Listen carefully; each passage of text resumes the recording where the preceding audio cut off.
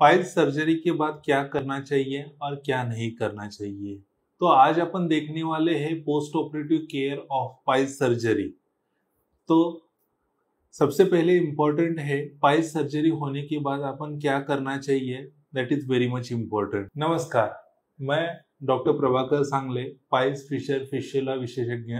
आज अपन बात करेंगे पाइल्स सर्जरी के बाद यानी post operative care of piles surgery क्या क्या करना चाहिए, क्या करना चाहिए और क्या अवॉइड करना चाहिए।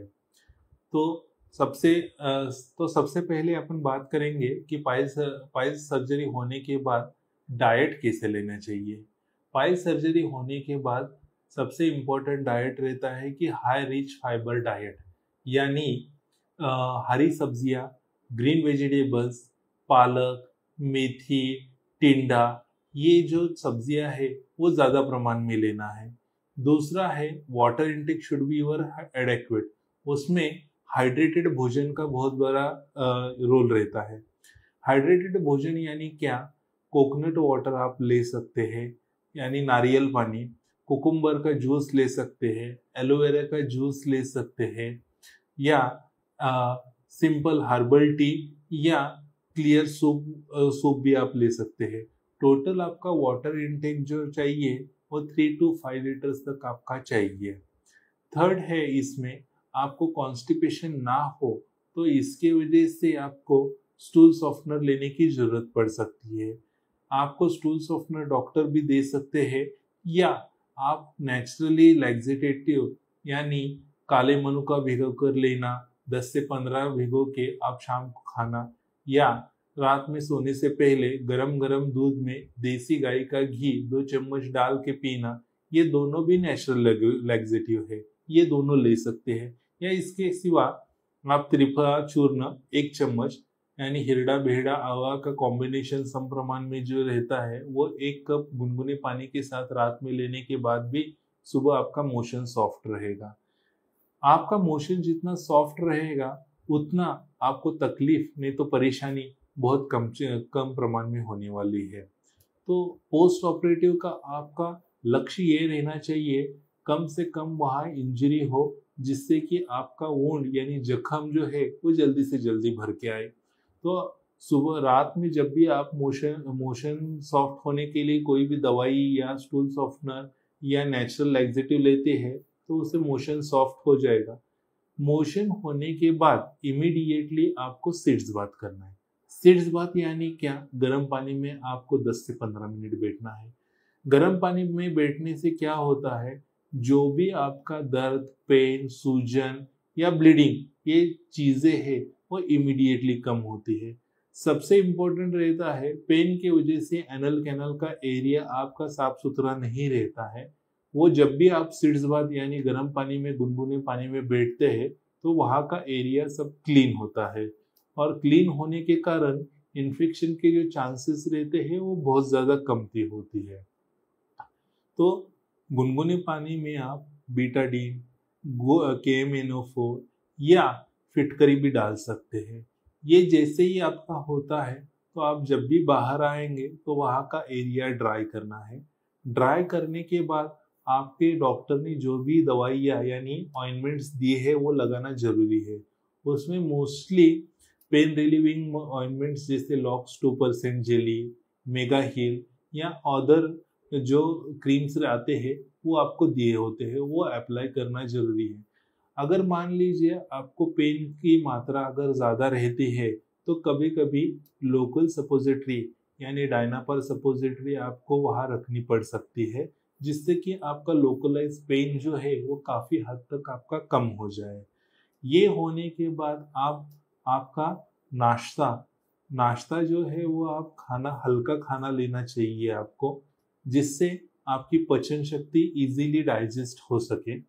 खाना खाने के बाद आपके जो भी मेडिसिन रहेंगे, एंटीबायोटिक, एनाल्जेसिक, पेन किलर, ये आप ले सकते हैं, जिससे आपका दर्द निवारण में काफी हद तक कमती रहेगा। नाश्ता होने के बाद और पेन किलर्स टैबलेट लेने के बाद आपको क्या करना है, हल्का वॉक करना है। ये वॉक कितना रहना चाहिए, 15 to 20 मिनट्स आपका वॉक रहना चाहिए। 15 to 20 मिनट्स में क्या होता है, आपके बॉवेल मूवमेंट्स जो रहते हैं वो इजीली थोड़े से गैसेस इजीली पास होते हैं, और पेट जो रहता है वो इसकी मोटिलिटी बढ़ने की वजह से कॉन्स्टिपेशन, नहीं तो कोष्ठबद्धता, नहीं तो गैसेस होने के प्रमाण जो रहते हैं वो सिग्निफिकेंट अमाउंट में कम होते हैं। उसके बाद आपको क्या करना है, लाइट वॉक करने के बाद आप थोड़ा सा आराम कर सकते हैं। अभी चलिए अपन देखते हैं कि एग्जैक्टली आपको पोस्ट ऑपरेटिव केयर में क्या नहीं करना चाहिए। सबसे इम्पोर्टेंट है, जब भी आपका ऑपरेशन होता है तो शुरुआत के कुछ दिनों में आपको परसिस्टेंट सिटिंग यानी एक जगह बैठना, बहुत देर तक बैठना डेफिनेटली आपको अवॉइड करना चाहिए। एक जगह आप काफी देर तक बैठते हैं तो वहाँ का ब्लड सप्लाई जो है वो हैम्पर्ड हो जाता है और आपकी ऊंट जो रहती है वो प्रॉपरली भरती नहीं है। तो इसके वजह से आपको ज्यादा देर तक एक जगह बैठना यूजुअली आपको अवॉइड करना चाहिए। वैसे ही मोशन को जब भी आप जाते हैं तो वहाँ पे आप ज्यादा स्ट्रेन मत कीजिए। स्ट्रेन करने से क्या होता है, ब्लीडिंग होने की संभावना बहुत ज्यादा बढ़ जाती है, और इफ अगर कॉन्स्टिपेशन है तो वहां से फ्रिक्शन होके जाने के बाद मोशन, तो बहुत ज्यादा तेज दर्द उठने की भी संभावना रहती है। तो इसलिए मोशन को आप ज्यादा जोर मत कीजिए और परसिस्टेंट सिटिंग अवॉइड कीजिए। नॉर्मल में भी आप जब भी घर में बैठते हैं तो एक जगह आधे से पौन घंटे के ऊपर यूजुअली मत बैठिए, क्योंकि क्या होता है, आप अगर लॉन्ग टर्म तक बैठते हैं तो वहाँ का ब्लड सप्लाई हैम्पर्ड होता है, और जो नॉर्मल में जो जख्म भरने वाली है वो जख्म आपकी प्रॉपरली भरती नहीं है, नहीं तो हील नहीं होती है। खाने में आपको क्या करना है, खाने में आपको strictly spicy food, non veg food और मसालेदार चीज़ें डेफिनेटली अवॉइड करनी है। उसमें भी अगर आपको एसिडिटी, नहीं तो गैसेस की चीज़ें, गैसेस बनते हैं, तो पोहा, साबूदाना या तली हुई चीज़ें जैसे वड़ा पाव या भजी, ये बाहर के आउटसाइड फूड डेफिनेटली आपको अवॉइड करना है। सेल्फ मेडिकेशंस डेफिनेटली अवॉइड करना चाहिए। जो आपके डॉक्टर में रिकमेंडेड जो मेडिसिन दी है, antibiotic, analgesic, pain killer, antacid, उसके हिसाब से ही आप प्रॉपरली सब दवाई लीजिए। अपने मन से कोई चीज़ बंद करना या चालू करना, दिस इज एब्सोल्युटली रॉन्ग। तो वो करना आप डेफिनेटली अवॉइड कीजिए। सही पोस्ट ऑपरेटिव केयर से आपकी रिकवरी बहुत जल्दी हो सकती है और आपके जख्म और बाकी सब चीज़ें बहुत जल्दी आपके ठीक हो सकते हैं।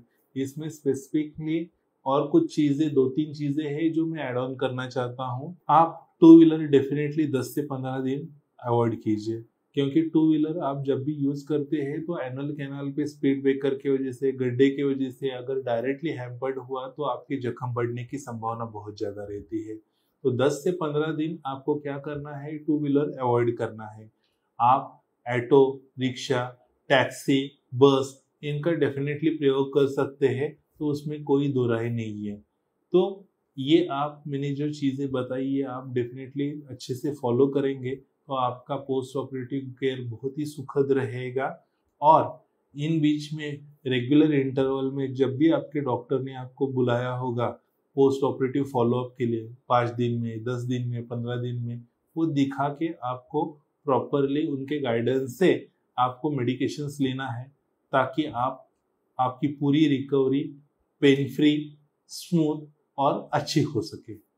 अगर ये वीडियो आपको अच्छी लगी है तो लाइक करिए, सब्सक्राइब कीजिए, और यदि इसमें आपको कोई भी समस्या या शंका रहेगी तो आप कमेंट करके हमें पूछ सकते हैं। मैं हूँ डॉक्टर प्रभाकर सांगले, पाइल्स फिशर फिस्टुला विशेषज्ञ। यदि आपको पर्सनलाइज कंसल्टेशन चाहिए तो नीचे दिए गए हुए नंबर पे आप कॉल कर सकते हैं, हमें संपर्क कर सकते हैं। मिलते ही ऐसे नेक्स्ट कोई नॉलेजेबल वीडियो में। स्वस्थ रहिए, सुरक्षित रहिए। Thank you.